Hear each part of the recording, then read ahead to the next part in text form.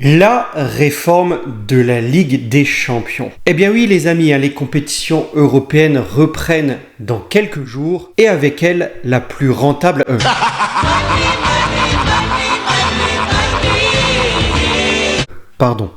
la plus belle des compétitions, la Ligue des Champions. Mais vous n'êtes pas sans savoir qu'à partir de cette édition, l'édition 2024-2025, eh bien l'ensemble des compétitions européennes vivent une réforme. Eh bien dans cette vidéo, je vais vous expliquer ce que cela change pour les clubs, pour le tournoi puisqu'on va se concentrer ici sur la Ligue des Champions, et pour vous qui suivez avec ferveur, j'en suis certain, cette Champions League. Et au passage, n'oubliez pas que vous pouvez devenir membre de la chaîne et vous auriez entre autres eu accès à cette vidéo juste après son tournage, donc quelques semaines avant de la voir maintenant si vous n'êtes pas membre de la chaîne. Plutôt en quelque sorte que le grand public. Les explications sont en lien en description de la vidéo ou dans l'onglet devenir membre sous la vidéo. Allez, générique.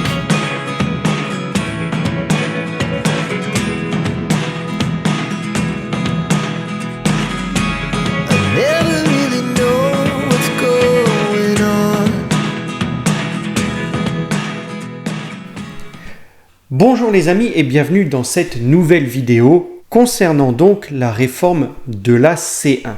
Allez, installez-vous confortablement, c'est parti. Tout d'abord les amis, il faut savoir que c'est un anniversaire. Et oui, c'est les 70 ans de la Coupe des clubs champions, celle qu'on appelait à l'origine Coupe des clubs champions.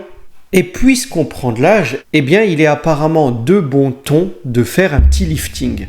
Et c'est ce qui est proposé ici, puisque déjà, si on parle au niveau du nombre de clubs engagés, on passe de 32 à 36 clubs. 4 équipes de plus. Premier changement. Mais le deuxième et le grand changement de cette édition, à n'en pas douter, c'est le passage de la phase de groupe à 8 poules à une phase de ligue unique. Une vraie saison régulière, les amis. Et quelque chose d'assez particulier puisque vous le verrez, chaque club joue contre 8 adversaires différents lors de cette phase. Alors qu'avant, les équipes ne disputaient que 6 matchs, il y en a donc 2 de plus. Et en plus, c'était contre 3 équipes différentes avec des matchs aller-retour. Pour cette nouvelle édition, chaque équipe recevra donc 4 fois et se déplacera 4 fois, mais à chaque fois contre des clubs qu'elle n'a pas affronté précédemment. En clair, on ne jouera pas le même club en le recevant, puis en se déplaçant chez lui, comme c'était le cas traditionnellement avec la phase de groupe. Et vous vous demandez peut-être comment cela peut s'organiser. C'est très simple. Il y aura 4 chapeaux de 9 équipes sur la base du coefficient UEFA. Chaque équipe affrontera sur un seul match 2 équipes de chaque chapeau, même de son propre chapeau. Donc, vous l'avez compris, 8 équipes différentes. Par extension, on peut donc voir qu'il y aura de grosses affiches tout de suite entre les équipes du chapeau 1.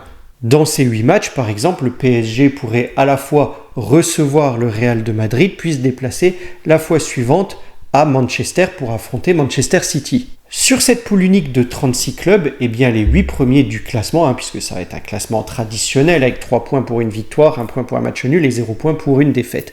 Dans ce classement à poule unique avec les 36 équipes, les 8 premiers seront qualifiés automatiquement pour la phase suivante. Les équipes classées de la 9e à la 24e place se disputeront un barrage de qualification pour la phase suivante.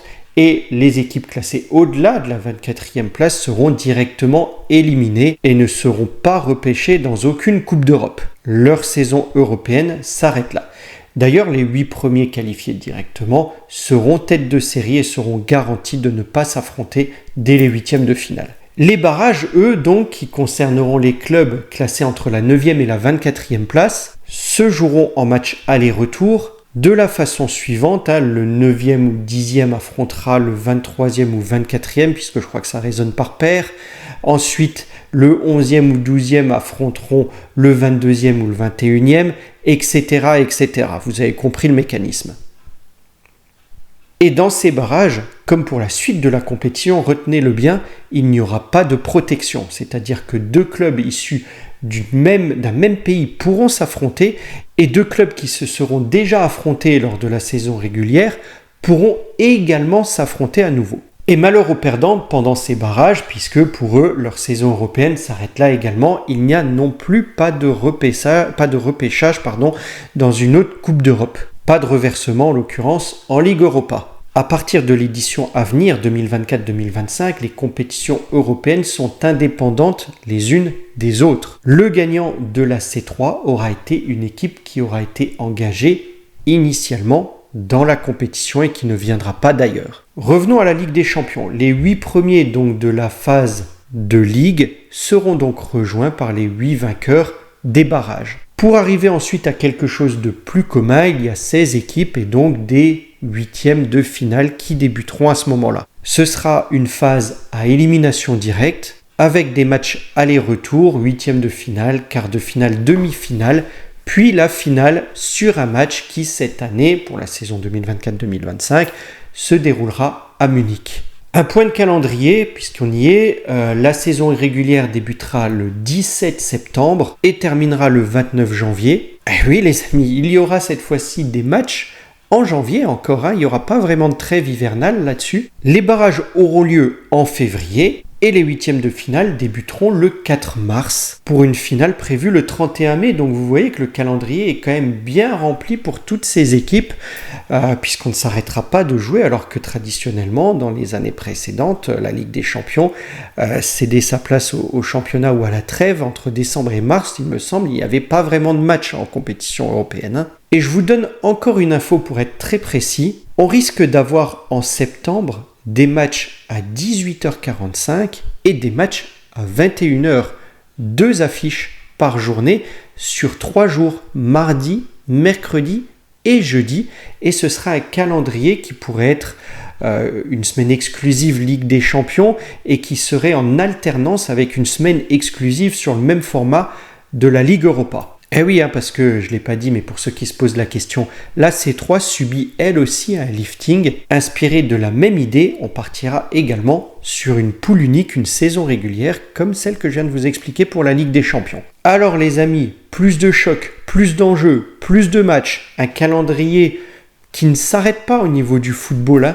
Qu'est-ce que vous en pensez? Est-ce que vous êtes excité à l'attente de cette nouvelle édition avec ce nouveau format ou êtes-vous plutôt de la famille « Ah, c'était mieux avant quand même ». Dites-le moi en commentaire, ça m'intéresse d'avoir votre avis ici. J'avoue que moi, j'étais pas très emballé par cette formule, mais en découvrant un petit peu ses contours, je suis quand même assez excité en tant que fan de foot de voir ces affiches et de voir comment va se dérouler ce nouveau format de Ligue des Champions. Après, je jugerai une fois avoir vu peut-être cette première saison. En tous les cas, je suis bien curieux d'avoir votre avis quand même sur au moins ce que vous ressentez de cette présentation et de comment vous voyez les choses. Quant à moi, j'espère avoir été pas trop long mais suffisamment complet dans cette vidéo. Likez, partagez, commentez, mais surtout appréciez.